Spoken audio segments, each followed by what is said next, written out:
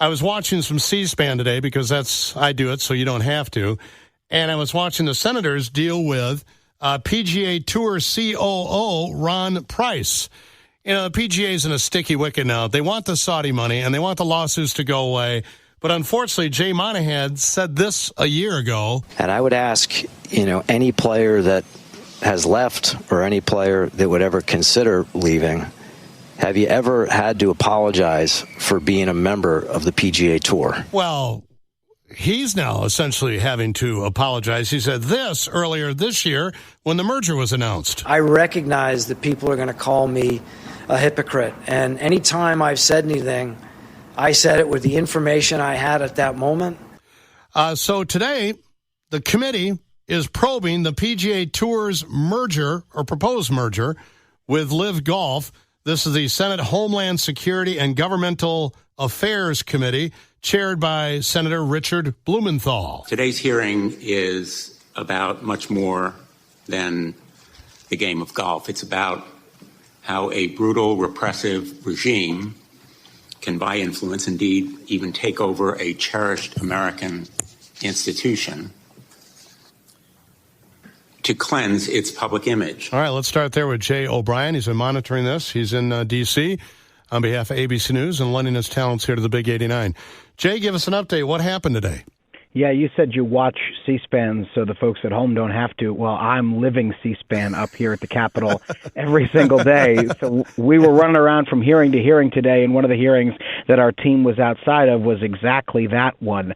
And Richard Blumenthal, who is the chair, as you said, of this subcommittee that's really probing this, is probably the most vocal critic, or at least among the most vocal critics of this deal because of the sound you just played. And he says, the word he often uses, sports washing, that this is an attempt by Saudi Arabia through LIV to wallpaper over the human rights concerns that the kingdom has. And that includes the murder of journalist Jamal Khashoggi. It includes concerns about Saudi Arabia's ties to 9/11. There were families of 9/11 victims inside that hearing room today. And it also includes other human rights concerns from Saudi Arabia. So that was the tenor of this hearing from the critics, that the PGA is partnering with LIV, which is backed by the Saudis, which has significant human rights concerns swirling around it. Did the PGA Tour COO, Ron Price, get hurled to the wolves?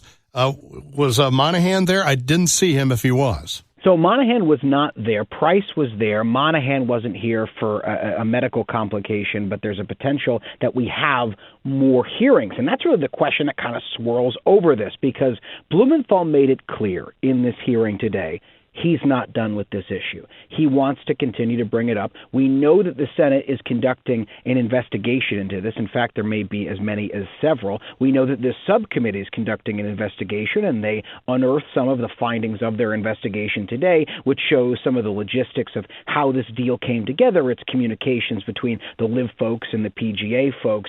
But overall, Blumenthal's point is he wants to keep picking at this, and he opened the door for potential hearings. So you might see other PGA officials, to your point. You might see prominent golfers like Greg Norman, who was obviously instrumental in LIV, come forward. You might even see a request from Saudi officials to testify, although that would be somewhat of a remote possibility. But overall, the Senate this is not going to be the last you hear from the Senate on this issue. But is it cosmetic? In other words, do you remember the ridiculous hearings that they had with Sammy Sosa and McGuire and these major league players over steroids, the hysteria over that years ago?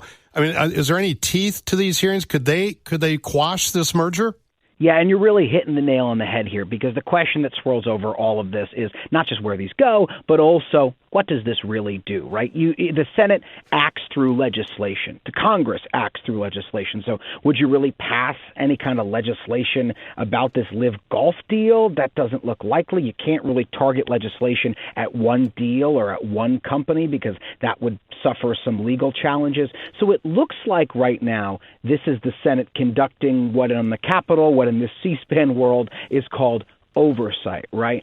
paying attention to this issue, bringing it into the public sphere, having very public conversations about it, having very public investigations into it, but not really doing much. And even if the Senate wanted to, there's not much they could do to block this deal. In fact, there's probably nothing that the Senate or the Congress could do to block this deal. Any kind of enforcement over businesses, as you know, is more in the executive branch. So really, this is the Senate calling attention to something. And I would love to see the governor of the Saudi Arabian National Wealth Fund taking questions. That's not likely to happen. Well, exactly. It's not likely to happen. We don't know what the level of appetite is in the Senate to try to compel testimony there. That would certainly be a very interesting dynamic. If Blumenthal really wanted to compel testimony from a foreign national, the question becomes how enforceable would that be? Yeah. But overall, again, Blumenthal is like a dog with a bone here. He's not going to let go of this. One final question. You mentioned the 9/11 Families United group. They were there. Was Terry Estrada there?